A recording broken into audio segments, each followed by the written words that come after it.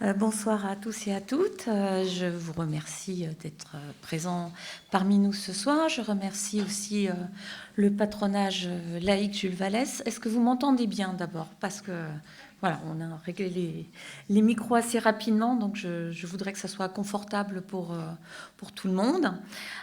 Donc moi, je suis effectivement philosophe. J'enseigne actuellement au lycée supérieur d'art appliqué du Perret. Ma spécialité, c'est la création de façon générale. Et donc, j'ai eu la chance de suivre les cours de Robert Misrahi pendant de nombreuses années à l'université Paris-Sorbonne. Robert Misrahi est décédé en octobre 2023, donc à 97 ans, et donc c'est une fort bonne idée de lui rendre hommage, puisque c'est un penseur qui est peut-être un peu occulté par d'autres contemporains tels que Gilles Deleuze ou Jacques Derrida, qui font presque de la même génération. Voilà, alors j'ai intitulé cette conférence Un itinéraire existentiel. Par ce titre, j'aimerais évoquer à la fois le parcours de l'homme, puisque progressivement, on va voir que son parcours va influencer bien évidemment certains traits importants de sa philosophie, et aussi le parcours de son œuvre, c'est-à-dire à la fois l'existence concrète d'un philosophe, et de l'autre côté, le fait que cette pensée philosophique ait finalement pris l'existence comme objet de réflexion. Donc les deux sont assez imbriqués. Alors pour ma part, comme je vous le disais, j'ai découvert Robert Misrahi un peu par hasard. Je ne le connaissais pas. C'était un petit peu le titre de ses cours. C'était à la fin des années 80. Le titre de ses cours m'attirait. Ce n'était pas le cas de tous les cours qu'on devait choisir en début d'année. Je vous en donne un petit panachage. Le désir, le temps, autrui, l'existence, la liberté, l'avenir, le commencement. Donc c'était très attractif. C'était un excellent pédagogue. Il y en avait beaucoup, il y en avait beaucoup, mais il était remarquable. Il avait une parole extrêmement vivante, très claire, très investie, très engagée et à la fois très précise et très rigoureuse. Alors quand il prenait un thème, ce prisme lui permettait en quelque sorte sur une année, oui c'était pas semestriel à l'époque, c'était vraiment toute une année, de parcourir en quelque sorte l'histoire de la philosophie sous le prisme, sous l'éclairage de ce thème. Et il mettait en évidence des choses qui peuvent paraître évidentes, mais qui n'étaient pas tant que ça. C'est que le désir, chez Platon, ne désigne pas exactement la même chose que chez Épicure, chez Spinoza ou encore chez Schopenhauer.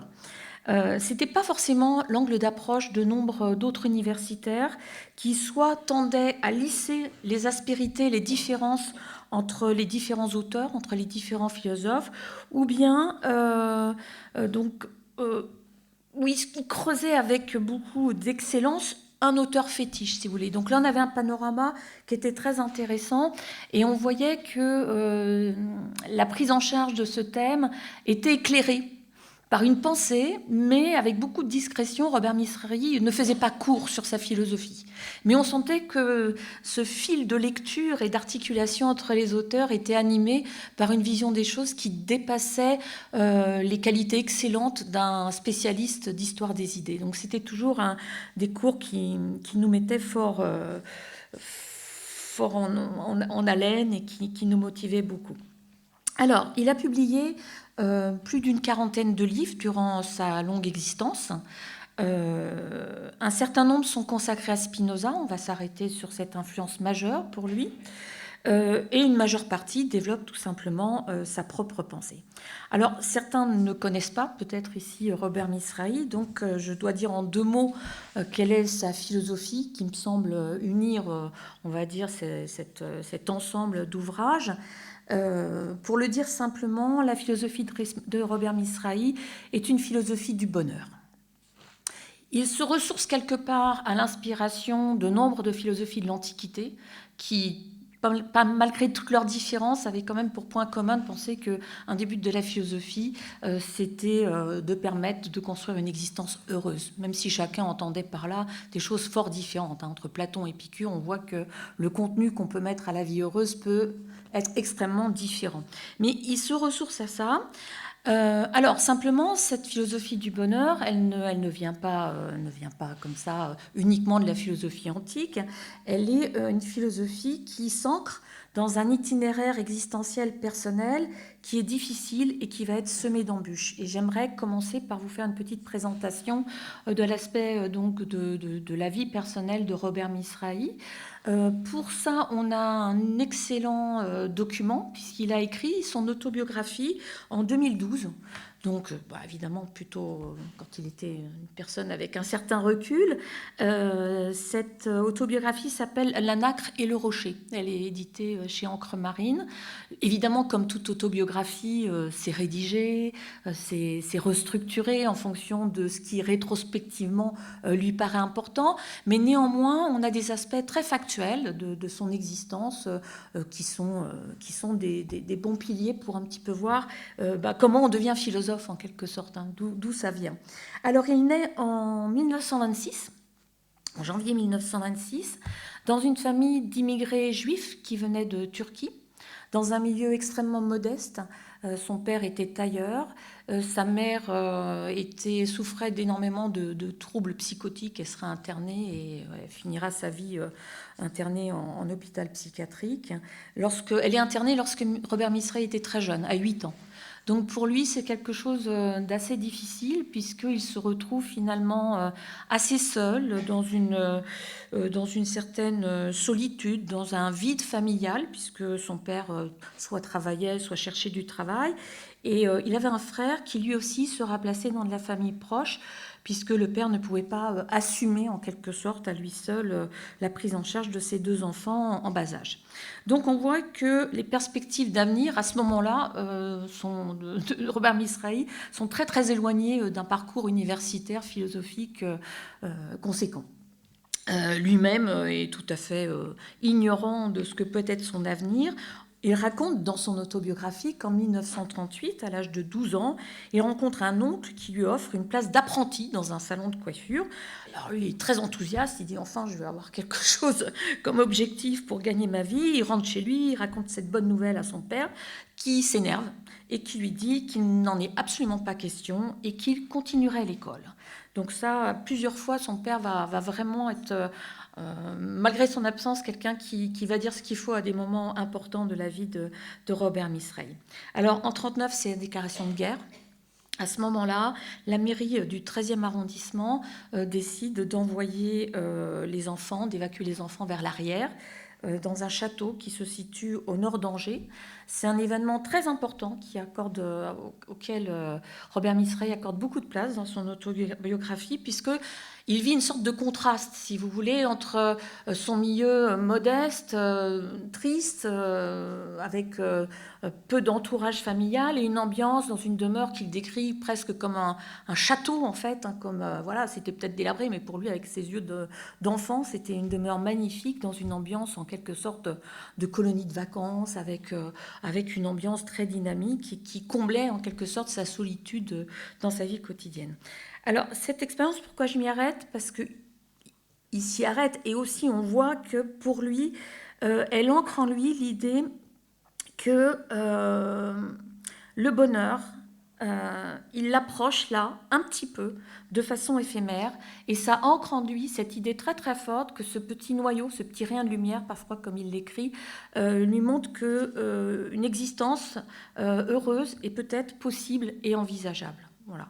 Alors après, c'est le retour en 40 à Paris, c'est le Paris de l'occupation, et en 42, il faut porter l'étoile jaune. Alors là, Misrahi a 16 ans, et il prend conscience que cette étoile va le stigmatiser et le désigner pour la mort. Avec elle, il sait qu'il risque arrestation et déportation. Et d'ailleurs, une très grande partie de sa famille, tantes et cousins, va mourir en déportation. Et donc, il prend une décision extrêmement courageuse ou folle, je ne sais pas comment il faut la qualifier. En 1942, sur les quais de Seine, il décide de découdre et d'enlever son étoile.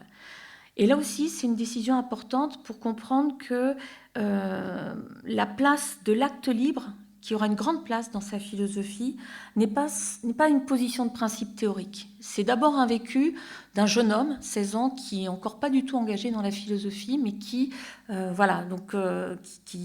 prend acte qu'il y a des décisions qu'il faut parfois prendre. Il aura beaucoup de chance, puisqu'il a échappé de nombreuses fois à différents contrôles. Donc il a à la fois de la chance. Alors il explique que par là, il ne souhaitait pas nier son judaïsme, mais qu'il souhaitait être juif à sa façon et non pas comme les autres le décident. Un juif laïque, il écrira plus tard, en 1963, il expliquera sa position par rapport au judaïsme dans un ouvrage qui n'est pas réédité, à ma connaissance, qui s'appelle « La condition réflexive de l'homme juif », et qui mériterait de l'être, parce qu'il y a des idées extrêmement intéressantes. Il faut dire que la famille Misrahi n'était pas très pratiquante. Son père ne lui imposait rien, là non plus, et il lui en sera pour toujours, là aussi, très reconnaissant. Il y a très peu de cette pratique-là, ce qui veut dire que pour lui, ça a une incidence, puisque sa philosophie va être marquée par un profond athéisme. Si on compare un autre grand philosophe qui est plus connu que Robert Misrahi, à savoir Emmanuel Lévinas, par exemple, on est vraiment dans un autre univers. On a un univers où la philosophie est très marquée par son athéisme. On n'y trouve vraiment aucune trace de religiosité ou d'appétence ou d'attrait pour une forme de transcendance ou de métaphysique. Voilà, si on cherche ça, on ne le trouvera pas dans cette philosophie. Ça, c'est clair, c'est quelque chose qui ne l'intéresse pas. Voilà. Alors, en poursuivant les grandes étapes de sa vie, on va entrer dans les sources de sa pensée et de sa philosophie. Et Robert Misrahi est en terminale et son professeur de philosophie, Raymond Paulin, fait découvrir à sa classe 2 auteurs fondamentaux qui vont l'être pour lui en tout cas. Il y en avait certainement d'autres, mais il retient ceux-là en tout cas. L'un c'est Spinoza et l'autre c'est Sartre. Et ça c'est extrêmement important parce que ça va vraiment marquer l'ensemble du contenu de sa philosophie personnelle. Pardon. Alors Spinoza sera son philosophe préféré toute sa vie.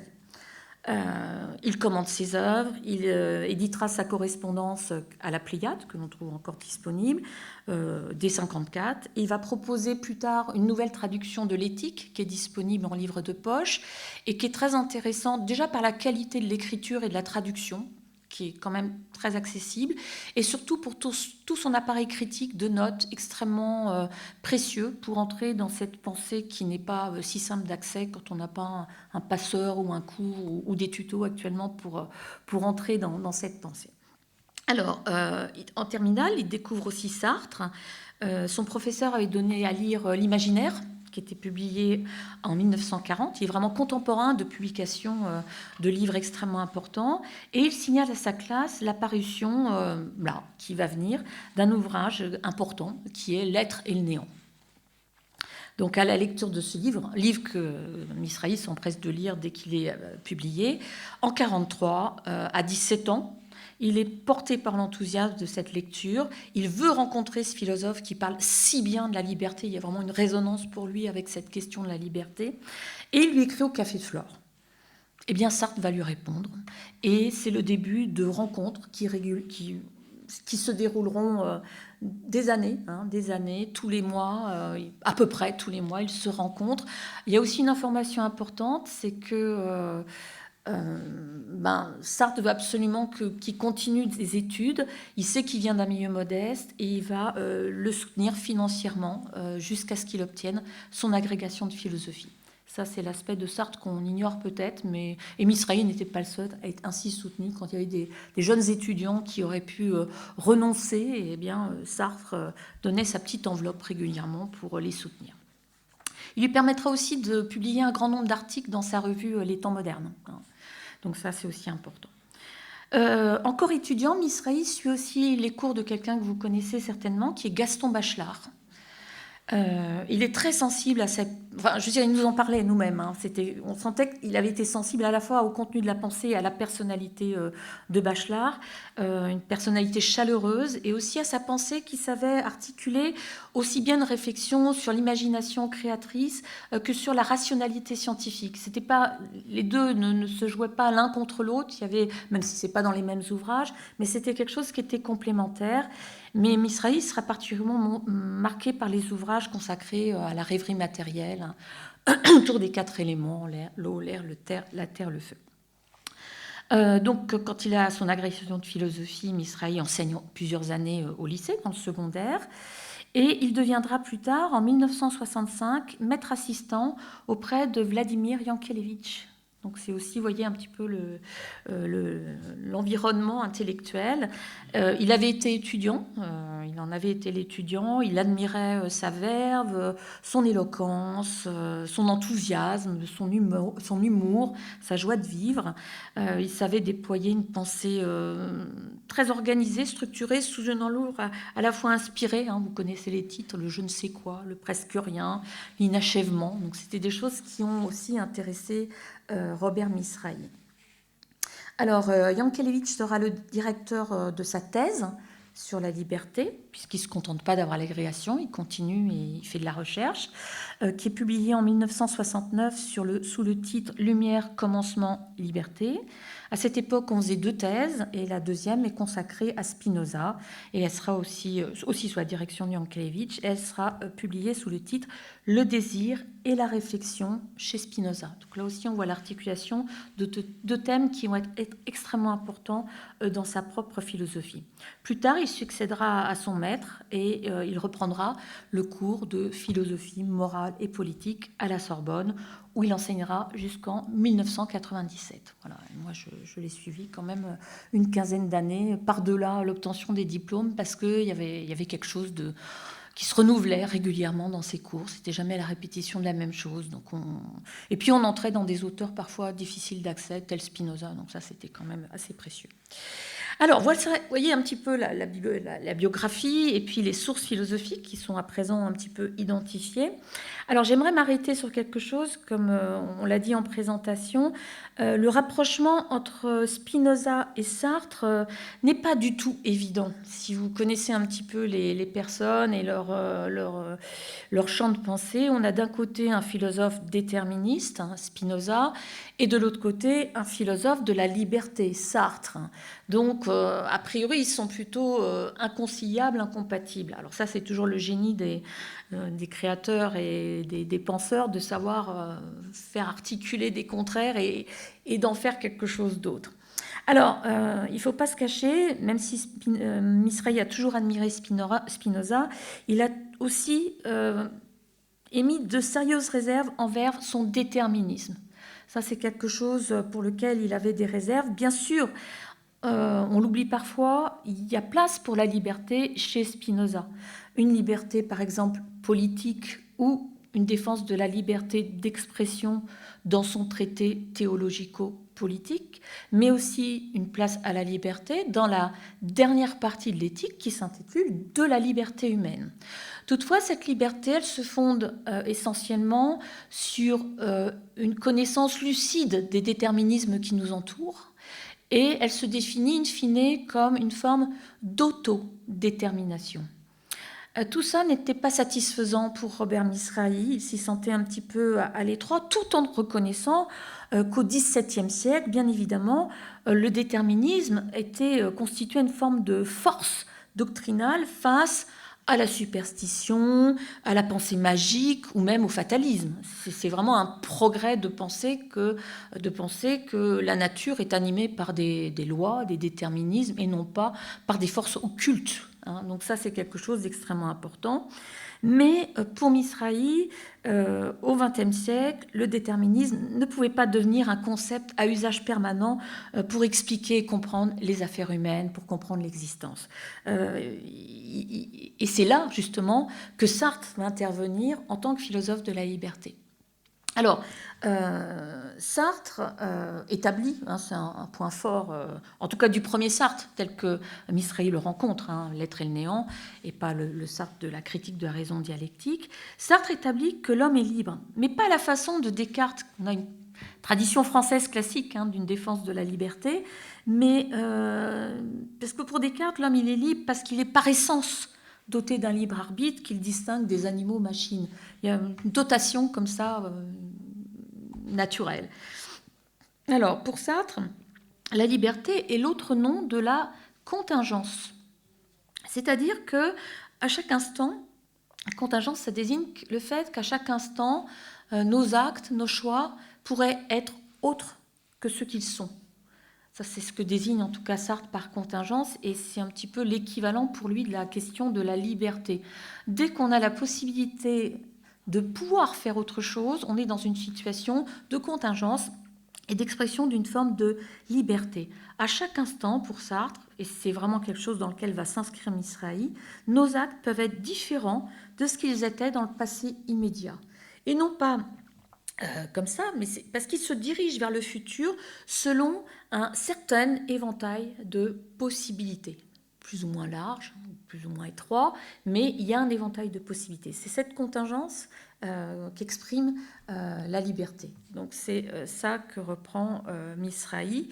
Et lorsqu'il parlait de cette liberté sartrienne en cours, Misraï illustrait cette idée en remarquant qu'il pourrait fort bien, là, maintenant, s'arrêter et partir. C'était là sa forme de contingence et de possibilité d'acte libre. S'il ne le faisait pas, c'est parce qu'il ne le souhaitait pas, nous disait-il, et non pas parce qu'il était déterminé à suivre inéluctablement des séries causales dont il serait le jouet. Agir, pour lui, reposait, comme pour Sartre, sur des choix libres. Vivre, exister, pourrait-on ajouter, repose sur des choix opposés dans un contexte toujours particulier. Et ça, c'était le terme de Sartre aussi, de dire en situation. Sa liberté, elle n'est pas hors sol, elle n'est pas abstraite, elle est en situation. Cette idée est un acquis pour Robert Misraï. Il la reprend vraiment à part entière. C'est vraiment un point de départ. Mais que fait-on de cette liberté? Oui.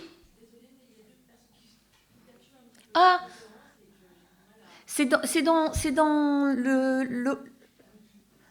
Est-ce que c'est dans le hall ou c'est là-haut? Si c'est dans le hall, voilà, si on peut juste fermer la porte. Par contre, si c'est dans la petite cabine en haut,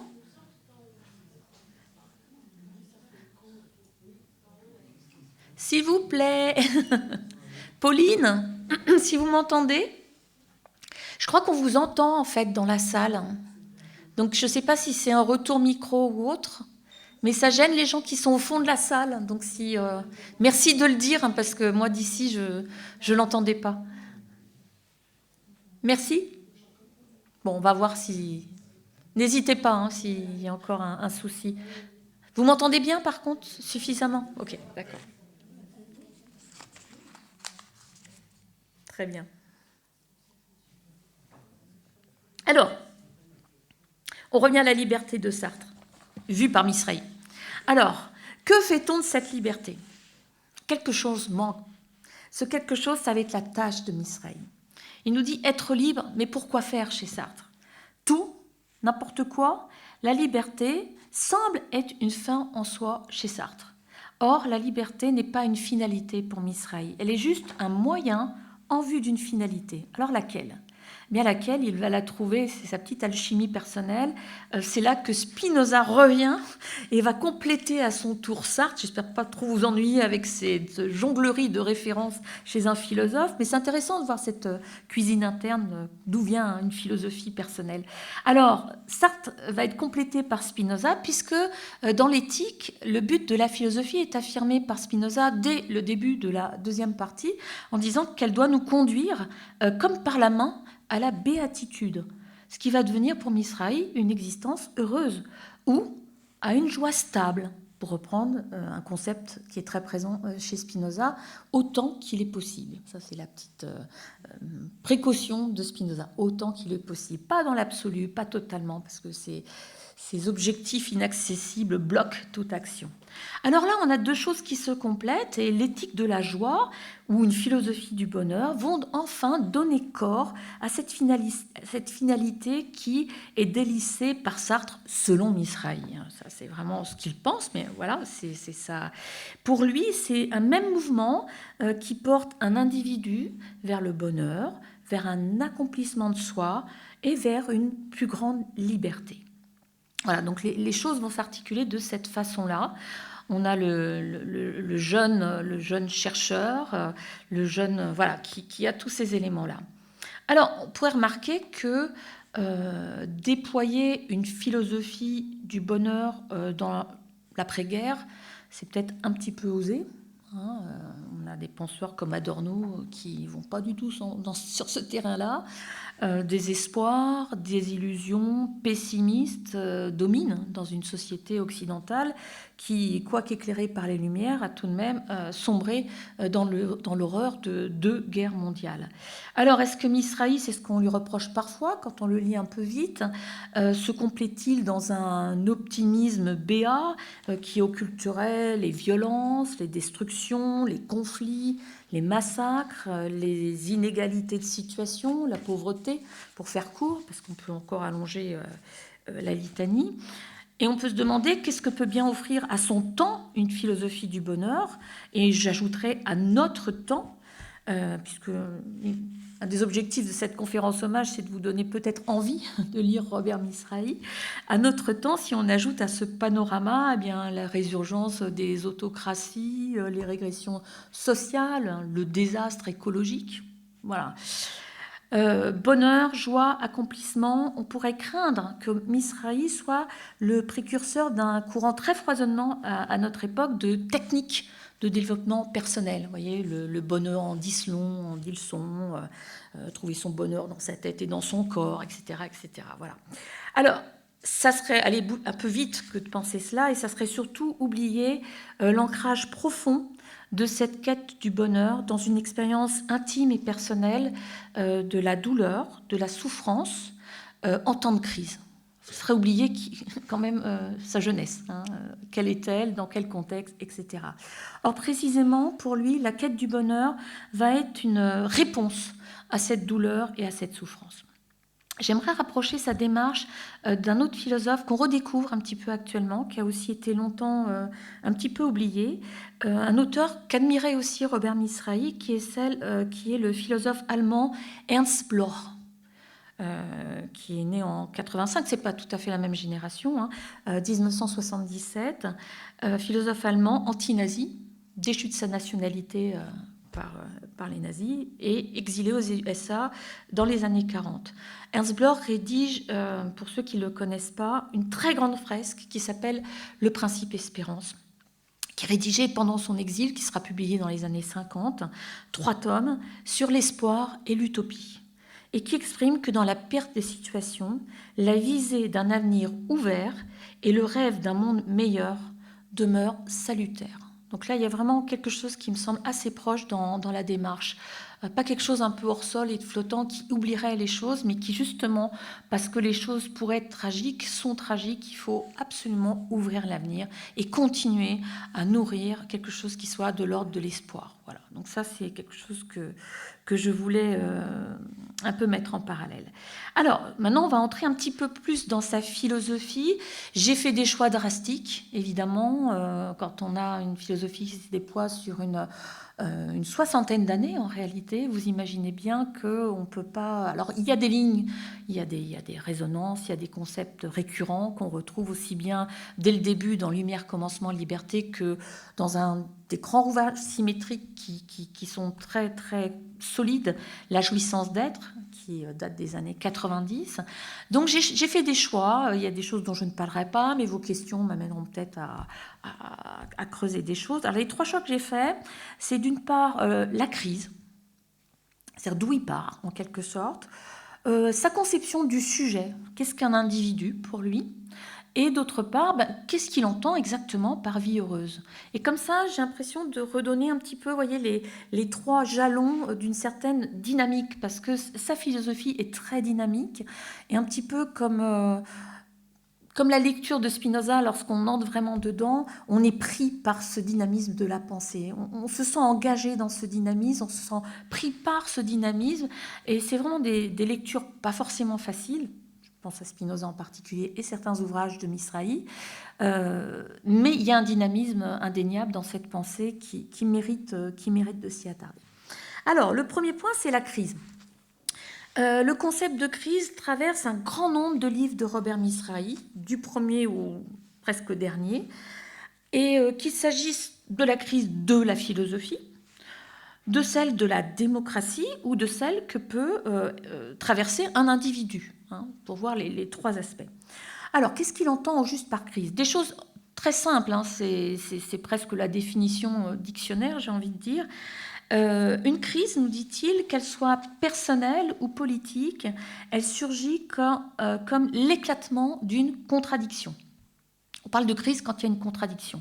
Une contradiction entre ce qui existe, un état de fait, et une exigence, ce qui devrait être. L'état actuel de la vie d'un individu, d'une société qui souffre, et une certaine exigence existentielle ou politique. Cette contradiction, elle n'est pas vécue de façon neutre, elle implique un affect très très fort puisqu'elle est vécue essentiellement sous une modalité négative. Elle exprime une souffrance, un désarroi, un abattement. Quelqu'un ou une société en crise souffre. L'avenir semble alors bouché, sans issue, que l'on pense à la crise économique, à la crise écologique, à la crise des démocraties modernes. Donc la crise, nous dit Misrahi, désigne un point culminant, un paroxysme, avec elle il semble qu'une limite extrême est atteinte, celle de l'intolérable, de l'inacceptable, une limite au-delà de laquelle les choses ne peuvent plus continuer comme avant, voire continuer tout court, si on pense à l'échelle individuelle. C'est plus possible. Donc la crise, quelle qu'elle soit, désigne une expérience ou un sujet où une société se trouve au bord de la rupture, de la ruine, de la destruction. Donc l'analyse courante des crises, en économie par exemple, tend à en dégager et en expliquer les mécanismes. Alors Misrahi montre qu'une crise n'est pas un mécanisme dont l'engrenage s'affolerait, mais qu'elle résulte de la prise de position d'un sujet ou d'une société par rapport à leur situation particulière. Loin d'être pour lui un état de fait objectif, une crise exprime la prise de conscience d'une situation désastreuse, prise de conscience d'une situation désastreuse. Elle révèle les positions et les jugements de sujets à l'égard de leur situation. La crise, elle émane d'un regard, prise de conscience, c'est-à-dire qu'elle émane d'un regard lucide. C'est pour certains, à un moment donné, que la situation des femmes, des migrants, de l'environnement devienne intolérable, alors que cette situation était acceptée auparavant ou qu'elle l'est encore pour d'autres au même moment. Tout le monde ne pense pas que la situation des femmes soit désastreuse actuellement, si vous voulez. Donc cette lucidité, elle est d'abord, nous dit-il, cruelle et source de souffrance.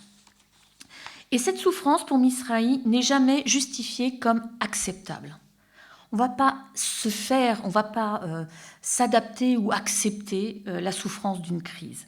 Il écrit dans un ouvrage qui s'appelle Le Bonheur, qui date de 2011, je le cite. « La crise se saisit elle-même, non pas comme l'expression d'une structure permanente de la condition humaine qui serait en son essence solitude ou échec, absurdité ou violence, mais comme le surgissement d'une détresse contingente. » Fin de citation. Contingente. Contingente, la crise, quand c'est quelque chose qui est un paroxysme inacceptable, quand on est au bord de la destruction, comment ose-t-il dire cela, contingente? Alors il faut comprendre pourquoi il nous dit ça. Oui, expérience limite, la crise est pourtant contingente dans la mesure où elle aurait pu ne pas être. C'est pour une société donnée, à un moment historique donné, que les inégalités, le racisme, l'homophobie deviennent inacceptables. Peu de personnes se scandalisaient. Il faut quand même remettre les choses dans une dimension historique. On commence dans une société où on est un peu hors sol. La dimension historique s'efface comme ça. Peu de personnes, encore, il y a quelques siècles, se scandalisaient de l'existence de l'esclavage, de la colonisation, du travail des enfants. Vous voyez, c'est des choses qui, pour nous, sont inacceptables maintenant. Mais pendant longtemps, elles étaient acceptables. Donc une crise peut surgir ou ne pas surgir dans l'existence d'un individu ou dans l'histoire d'une société. C'est en ce sens qu'une crise est contingente. Voyez ? Alors pourquoi c'est important ? Pourquoi c'est important de délaisser le terrain du mécanisme et aller sur ce terrain de la contingence ? Parce que ça amène à deux analyses dans l'axe de Misrahi. D'une part, ça veut dire que celui qui vit une crise saisit cette crise.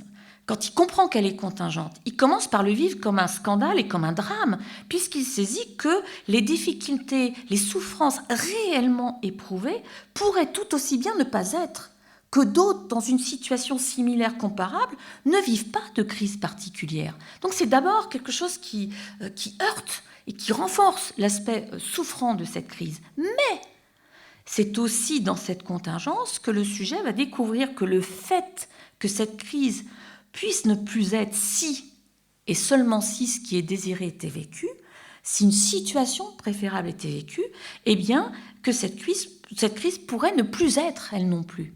Et ça, cet aspect-là de cette prise de conscience va être le moteur d'une action. Vous voyez, alors ça, évidemment, c'est pas un mécanisme. C'est une alchimie qui peut ou pas, encore la contingence, exister.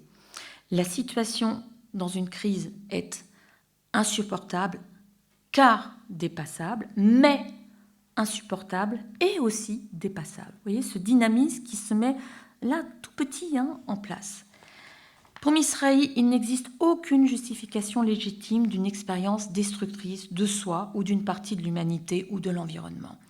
À propos de la crise de la démocratie, à laquelle il consacre un livre à la démocratie, pas à la crise de la démocratie, mais à la démocratie dans un ouvrage qui s'appelle Existence et démocratie, il écrit à propos de la crise de la démocratie, déjà en 1995. Cette crise est l'éclatement extrême de notre colère et de notre indignation devant la souffrance extrême de certains face à la jouissance extrême de certains autres. Il poursuit, les inégalités reposent sur un rapport de force brutal. Il commente, tout pouvoir non partagé, non contractuel est un abus de pouvoir. Et toute autorité exercée dans ces conditions et sans responsabilité est une usurpation. Il faut reconnaître qu'un chômeur ne dispose pas d'une souveraineté équivalente à celui du PDG d'une multinationale. Et ce dernier, le PDG, ne se sent pas responsable des conséquences des décisions qu'il prend. Licenciement, délocalisation, refus d'augmentation de salaire. Seul compte pour lui la bonne santé de son entreprise, son efficacité et ses performances économiques. Mais on voit mieux, poursuit Misrahi, ce qu'implique cette usurpation. C'est l'exercice exorbitant d'un pouvoir qui, pour défendre de simples intérêts matériels, le profit, devient capable d'agresser les autres hommes, non seulement dans leur intérêt, mais dans leur existence même. Vous voyez, donc là, il y a une analyse très critique de certaines politiques quand elles affirment que, par exemple, aucune alternative n'est possible, on ne peut pas faire autrement que de licencier et que c'est pour la bonne santé de l'entreprise, etc., etc. Eh bien, ces politiques, nous dit Misrahi, ferment l'avenir et vont susciter plutôt de la colère, voire un sentiment de révolte. Alors, je laisse de côté tout ce pan politique, je terminerai en conclusion par quelques aspects de cette pensée politique. Pour revenir sur une analyse générale de la crise, si l'émergence d'une crise ne ressort pas d'un mécanisme, la sortie de crise n'est pas non plus mécanique. Le négatif ne se transforme pas automatiquement parce que du temps passe, parce qu'il suffirait d'attendre, en positif. Le ressort d'une action pour sortir de cette situation inacceptable se trouve dans une action qui est elle-même motivée par un désir. Un désir souffrant, bien sûr, un désir souffrant d'une absence d'égalité, d'une absence de paix, d'une absence de plaisir tout simplement, mais un désir révolté par cette absence et qui va tout mettre en œuvre pour sortir de cette crise. Car une crise, aussi douloureuse soit-elle, l'est précisément parce qu'elle manifeste en pleine lumière le désir d'une situation préférable. Un désir qui exprime d'abord le vif désir de sortir de la crise, de transformer une situation invivable en situation tout simplement vivable, avant que ça soit une existence heureuse. Déjà, il faut sortir de cette impasse. S'y joue en quelque sorte l'acte de survie d'un sujet ou d'une société auquel il s'agit de donner un avenir à leur existence. Pour autant, l'issue d'une crise n'est jamais certaine. C'est seulement rétrospectivement qu'on peut dire « Ah, je suis sorti de la crise, nous sommes sortis de la crise sanitaire ». Voilà, c'est souvent rétrospectivement. Quand on y est, l'issue n'est pas certaine. Des démocraties périssent, des empires périclitent, des individus se suicident, des économies se détruisent. Donc on a plein de constats où des crises n'aboutissent pas à des sorties de crise heureuses. Donc le fait est.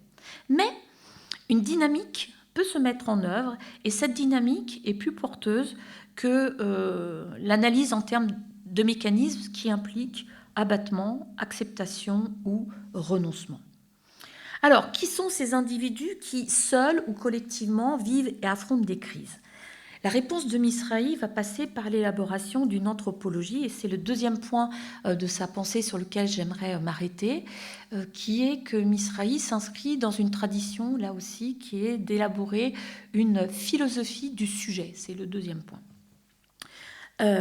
Alors, Robert Misrahi déploie effectivement une anthropologie philosophique, c'est-à-dire qu'est-ce que l'homme, qu'est-ce qu'un individu, qui prend la forme d'une philosophie du sujet. Alors, une philosophie du sujet, ça semble un peu dépassé là aussi, puisqu'on sait que Nietzsche a porté un soupçon sévère sur ce concept au 19e, donc comment ressortir ce vieux concept au 20e siècle, est-ce que c'est vraiment moderne, est-ce que c'est vraiment intéressant ? Alors, Misrahi, qui était très solide, évidemment, ne l'ignore pas, puisqu'il consacre 2 livres à cette question qui examine les différentes philosophies du sujet, le précédent, donc une qui s'appelle « La problématique du sujet aujourd'hui », publiée en 1994, et « Les figures du moi et la question du sujet depuis la Renaissance » en 1996. Par exemple, Descartes et Kant, ils sont critiqués pour leur substantialisme.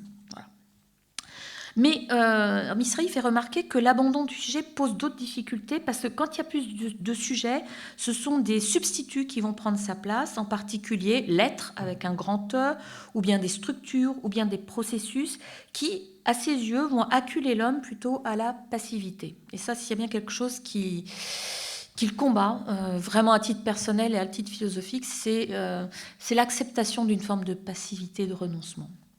Alors, dans La jouissance d'être, publié en 1996, il va partir d'une théorie moderne du sujet qui s'ancre dans la phénoménologie de Husserl, qui est aussi une de ses grandes influences, grandes ressources. Et dans sa continuité, il va essayer de rendre compte de l'existence d'un sujet concret, à la fois dans sa dimension réflexive, mais aussi affective et relationnelle. C'est vraiment les 3 axes qui vont être développés, la réflexivité, l'affectivité qui n'est pas oubliée pour autant, et la relation aux autres. Alors, qu'est-ce que désigne le sujet chez Robert Misrahi ? Face au dualisme qui traverse conjointement l'idéalisme ou le matérialisme, Misrahi déploie une conception unitaire de l'individu. Et ça, on peut dire qu'il la reprend quelque part dans l'inspiration du monisme de Spinoza, pour ceux à qui ça fait écho. L'individu est pour lui une unité, l'unité d'un corps et d'une conscience. Et non pas, les mots pourraient sembler synonymes, mais non pas l'union temporaire d'un esprit et d'un corps. Parce que qui dit temporaire dit séparation possible. Pour lui, c'est vraiment une conception unitaire de l'individu, corps-conscience. Il prenait un exemple qui me semblait assez éclairante. Je suis comme la feuille, voilà, recto verso, corps conscience. On ne peut pas séparer les deux. Enfin, on détruit la feuille, mais on ne peut pas séparer. Voilà. Ça, c'était une image il y avait quelques petits trucs pédagogiques comme ça, assez parlants. Voilà, je suis une conscience charnelle et indivisiblement. Donc, le sujet est pour lui un individu qui se saisit et se perçoit comme un corps, puisqu'on fait chacun l'expérience de notre corps, qui déploie des activités qui sont toutes simples, marcher, jouer, nager, dessiner, bricoler, etc. Des activités dont on a aussi conscience. Je le cite, il écrit « L'individu concret, dans son immédiateté, n'est pas un simple mécanisme ou un pur organisme qui serait l'origine aveugle d'un comportement. Sans conscience, aucune activité n'est possible. » Fin de citation. Je suis conscient de moi dans chacun de mes actes, les plus quotidiens et les plus simples soient-ils. Ça signifie que Robert Mizrahi n'accorde pas d'abord trop à la conscience. Celle-ci n'est pas d'emblée identifiée à la rationalité, au savoir, à la réflexion. Elle n'assure pas non plus spontanément une fonction de contrôle, de maîtrise ou de connaissance, quel est le cas pour beaucoup de philosophes, hein, si on remonte à Platon, on trouve vraiment ce fil conducteur qui dit conscience, dit claire conscience de soi, connaissance, capacité de maîtrise, etc. Mizrahi nous dit, je peux être conscient de ma colère sans la comprendre et sans pouvoir la contrôler. C'est un mécanisme, c'est une expérience qu'on peut faire très souvent en réalité. Donc la conscience pour lui désigne d'abord, elle pourra être réflexion, elle pourra se développer comme réflexivité, si on le désire, si on fait des efforts pour, si on mobilise une certaine activité intellectuelle. Mais la conscience désigne d'abord la simple présence à soi d'un individu. Alors, corps-conscience, un individu, fort bien, mais cette description est assez inerte et statique. Je vais parler de la dynamique de la pensée de Mizrahi. Ça serait un peu statique de décrire les choses comme ça. Donc, très rapidement, dans tous ses ouvrages, pour lui, il nous dit ça, c'est une sorte d'instantané qui serait pris sur une réalité bien plus mouvante. Un individu, c'est une réalité qui est prise par le dynamisme d'une existence qui est temporelle. Nous sommes des êtres temporels, nous vivons dans le temps, nous vivons de façon temporelle.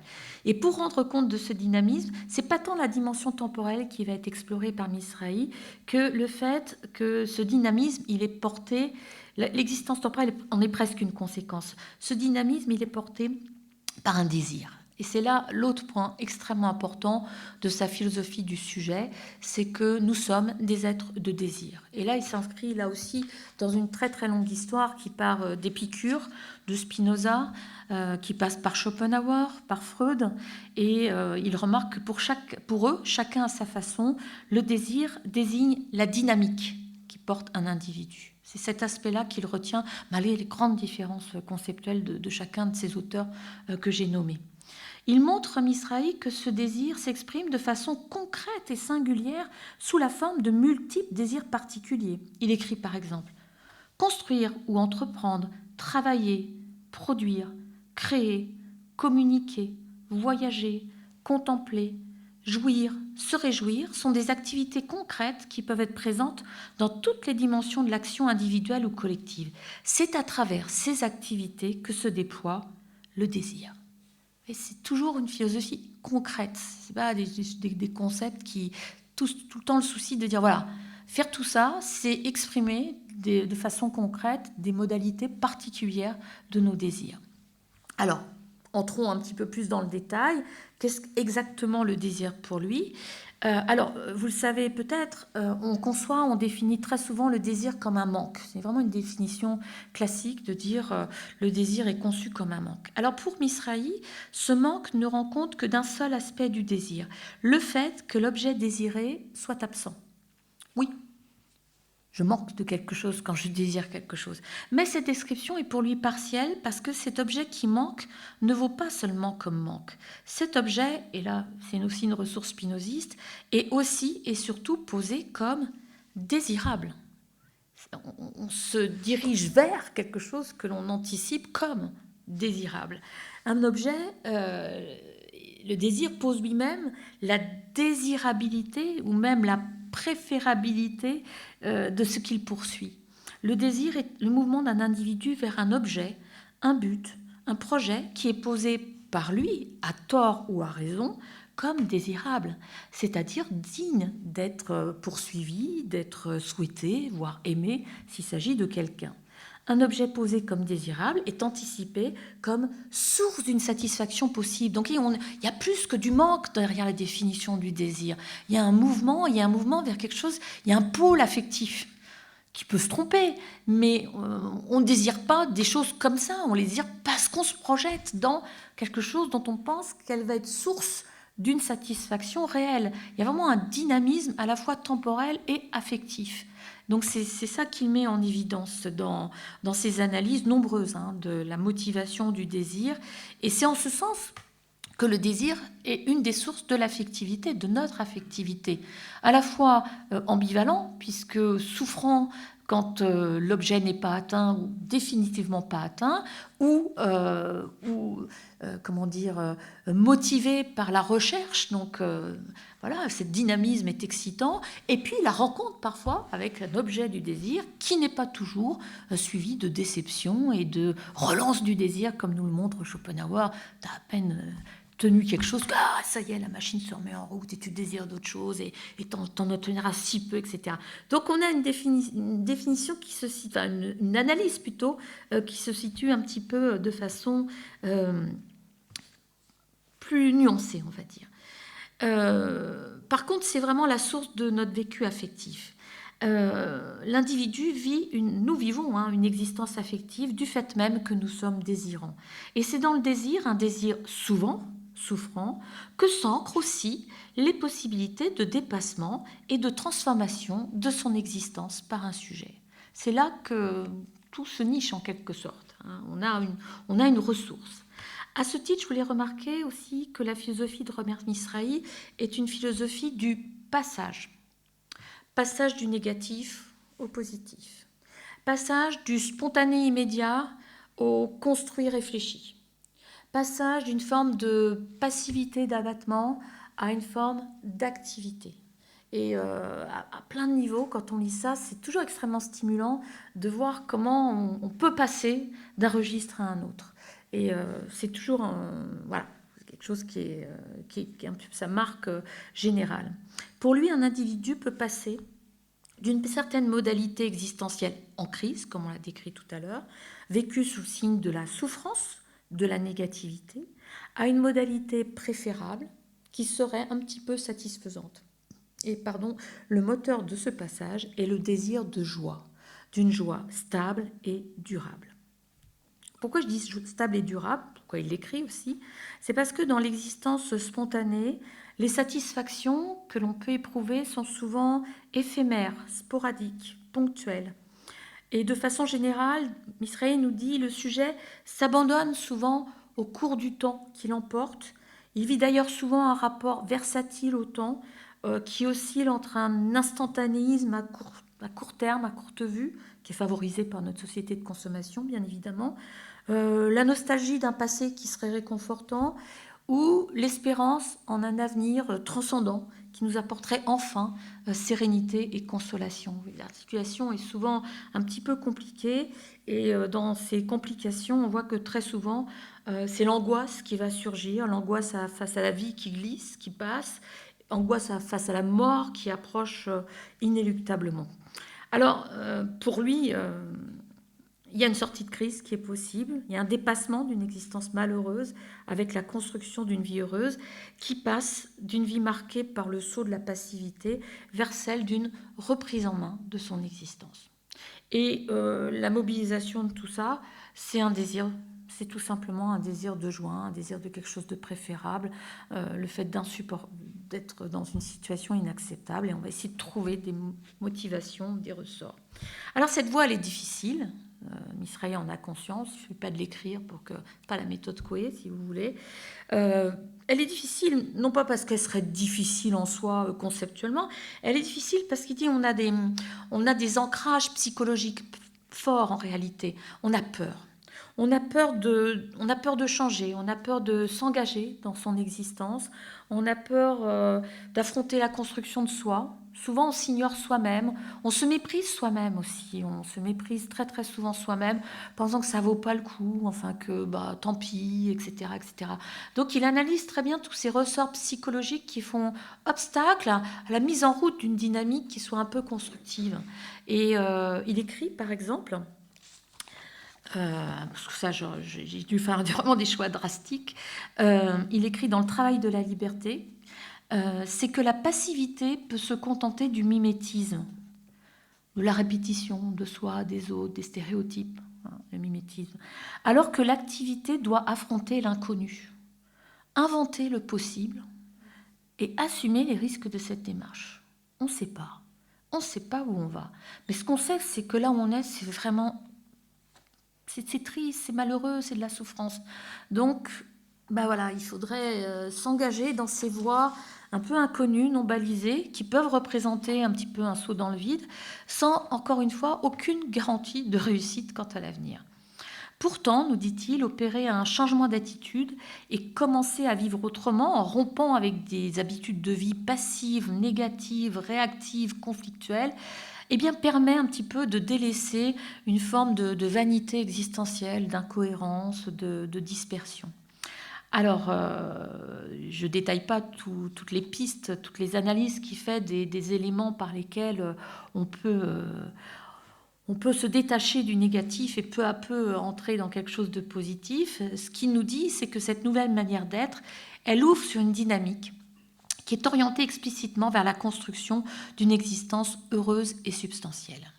Et c'est la dernière partie que je voulais aborder avec vous, parce que souvent, les philosophes décrivent peu la vie heureuse. Or, Misrahi décrit beaucoup. À différentes reprises, à différents moments de son écriture, l'existence heureuse. Vous vous souvenez, ils vécurent heureux et eurent beaucoup d'enfants. Point. Ça se termine. Mais non, c'est là que ça commence justement. C'est là que ça recommence. Hein. On sort des épreuves comme si c'était inutile de décrire cette vie heureuse, comme si... Finalement, chacun sa recette, ou alors on a des modèles très conformistes qui sont finalement peu mobilisateurs parce qu'on ne s'y reconnaît pas forcément. Et pourtant, nous dit-il, la vie heureuse, elle repose sur un travail de construction permanent qui mérite d'être analysé. Il va y consacrer de nombreux livres, un traité du bonheur, un essai sur le bonheur, un essai sur la joie.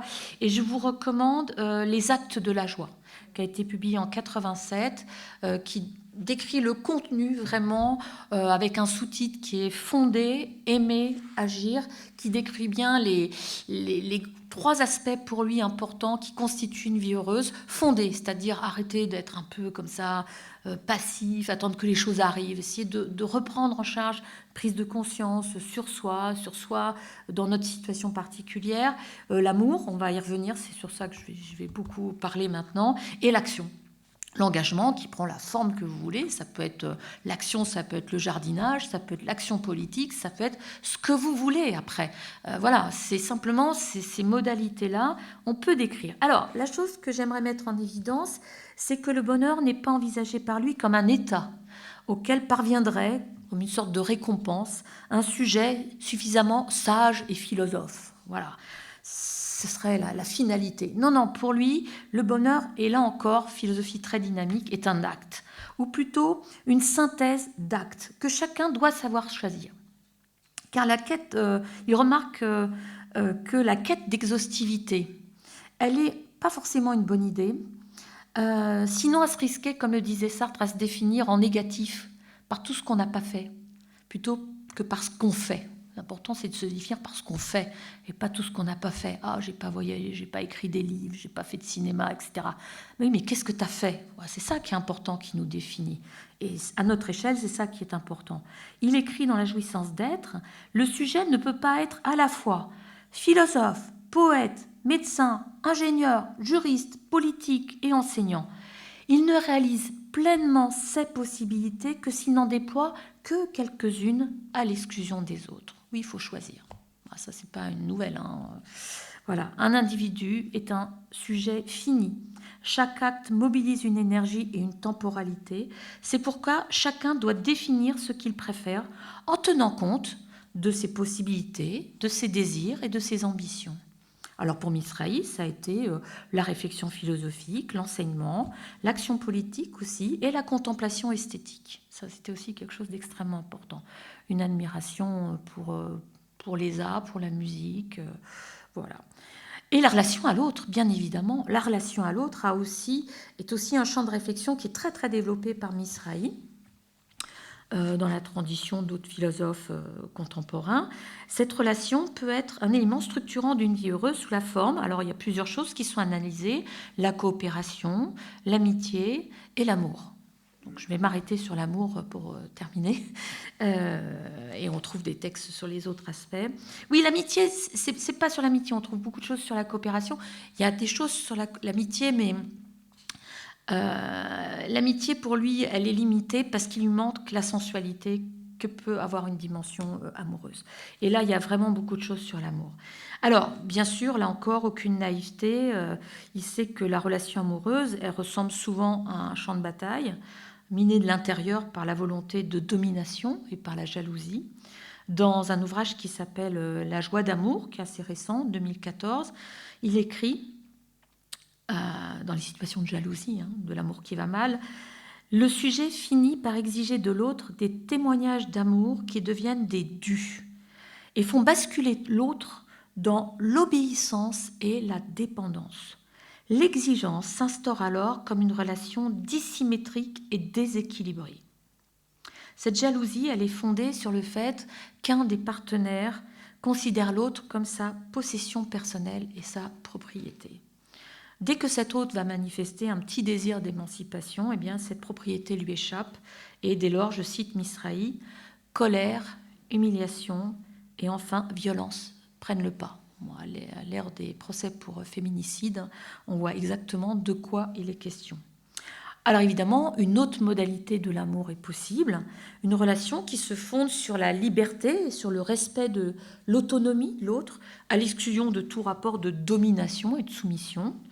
C'est lorsque l'amour se déploie dans une pleine réciprocité, nous dit-il, qu'il peut devenir un élément essentiel d'une vie heureuse. Chacun se considérant alors dans sa différence, dans sa particularité, mais comme étant l'égal de l'autre. Et là, il se distingue vraiment des analyses de Sartre, qui avait du mal à mettre sur deux plans deux sujets. Il y avait une alternance de sujet-objectivation de l'autre. Il évoque aussi son amour pour Colette, sa compagne psychanalyste qu'il a rencontrée lorsqu'il était jeune, avec qui il a parcouru un long chemin. Elle est décédée quelques années avant lui. Misrahi écrit « L'essentiel résidait dans le fait que c'est par le regard et la présence de chacun pour l'autre que les activités spécifiques de chacun étaient justifiées ou confortées. Nous étions comme deux courbes d'une même voûte. Et c'est ensemble que nous visitions Venise ou l'Écosse. C'est ensemble que nous écoutions Mozart à Vienne. » Voilà. Et Mozart est une de ces grandes sources de satisfaction esthétique. C'était un grand mozartien qui appréciait vraiment beaucoup la musique de Mozart. Il a écrit un ouvrage, un petit ouvrage sur Mozart. Alors le déploiement de l'amour est l'invention d'une manière de vivre à deux, la construction avec l'autre d'une vie commune, d'une connivence, d'une complicité et aussi d'une intimité, puisque Misrahi décrit aussi la jubilation du plaisir érotique, du plaisir sensuel. Et de façon générale, on peut dire que Robert Misrahi flirte avec un certain hédonisme, puisque le plaisir s'intègre à la vie heureuse et n'est pas réductible à une jouissance éphémère et consumériste. Oui, on peut laisser place au plaisir d'essence, au plaisir esthétique, au plaisir d'une écoute musicale, au plaisir d'une dégustation de mets agréables. Il était très gourmand, ça lui a joué des tours puisqu'il a eu un diabète quand même à la fin de sa vie. Et il continuait à manger des pâtisseries jusqu'à la fin. Oui, mais c'est pas grave, je prends des sucrètes à côté, mais bon, voilà. Du partage d'un environnement chaleureux et de rencontres amicales.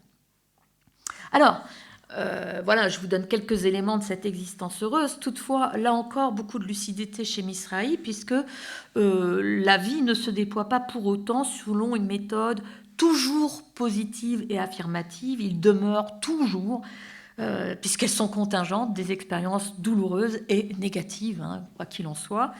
Il écrit dans un ouvrage qui date de 1983, qui s'appelle « Éthique, politique et bonheur », désolation des conflits auxquels les autres croient toujours et dans lesquels ils se jettent avec hâte et conviction. Expérience de la violence sociale et institutionnelle toujours plus pesante. Nous n'évoquerons le négatif qu'est la mort qu'à travers la maladie, l'oppression et la guerre qui comportent toujours une part d'irréductible. C'est pourquoi la joie d'être n'est pas une béatitude permanente qui éclaterait aux yeux de tous, toujours, en toutes circonstances. Et c'est parce qu'on en a trop souvent cru que je cite toujours Misrahi, c'est parce que l'on a trop souvent cru que le bonheur désignait une telle modalité d'existence où le sujet se complairait dans l'ignorance du réel et dans l'épaisseur de soi, que les philosophes modernes, et notamment Nietzsche après Schopenhauer, ont tourné en dérision l'idée même que le bonheur puisse être digne d'être poursuivi. On y met une définition tellement maximaliste qu'on s'en détourne en fait. Et donc, évidemment, vous l'avez compris, ça n'a pas été l'option choisie par Robert Misrahi, à la fois dans sa vie et dans sa philosophie, puisque le bonheur demeure pour lui un objectif existentiel, malgré ses expériences malheureuses, effectivement irréductibles. Alors, en conclusion, j'aimerais ajouter un mot sur l'aspect politique de cette pensée, puisque l'accès à une vie heureuse ne repose pas uniquement sur les efforts individuels. Il ne suffit pas de positiver, ou comme on nous le dit, de vouloir pour pouvoir. Ça, c'est un petit peu des mantras, hein, voilà. Et puis si tu peux pas, c'est parce que tu veux pas. Non, la philosophie de Misrahi comporte une part conséquente de réflexion politique. On a plusieurs ouvrages. Et j'aimerais citer un auteur qui a écrit un livre, c'est Arno Münster, vous pouvez prendre la référence, qui est récent, qui est sorti cette année, qui s'appelle... Arno Münster est un philosophe allemand qui a beaucoup travaillé justement sur Ernst Bloch, sur André Gorz, enfin sur pas mal de penseurs. Sur Günther Anders aussi, qui a écrit un livre qui s'appelle Pour une éthique du désir et du bonheur, qui est un ouvrage hommage à Robert Misrahi, où il trace toutes les influences comme ça, c'est surtout toutes les ressources de Misrahi, et voilà, il rend ça extrêmement vivant. Et j'aimerais donc citer Arno Münster pour terminer. Il écrit « La doctrine du bonheur défendue contre vents et marées par Robert Misrahi n'est pas la philosophie hédoniste d'un penseur narcissique, replié sur sa propre personne et fermant les yeux devant les réalités et les graves problèmes sociaux et politiques de notre temps. Il a toujours été un témoin lucide de notre temps et un défenseur de l'autonomie, de la liberté des individus et de la démocratie. Sa pensée politique n'est pas récupérable par la droite conservatrice ou l'extrême droite. Ayant salué l'union de la gauche et de François Mitterrand en 1981, il était proche de ceux qui, dans la gauche démocratique et socialiste, défendaient l'égalité, le progrès social, les coopératives, les associations, tout en soulignant que la gauche victorieuse en 1981 avait un très long chemin à faire pour réaliser ses objectifs majeurs. Il avait appartenu un temps au PSU, il était l'ennemi d'Edgar Morin ou d'Olivier Revaud-Dallon. Voilà, fin de citation. Et donc dans sa philosophie, Misrahi tente de concilier cette démarche d'accroissement d'être et de refondation politique sans jamais sacrifier l'individuel au collectif ou réciproquement. Voilà, je vous remercie de votre attention.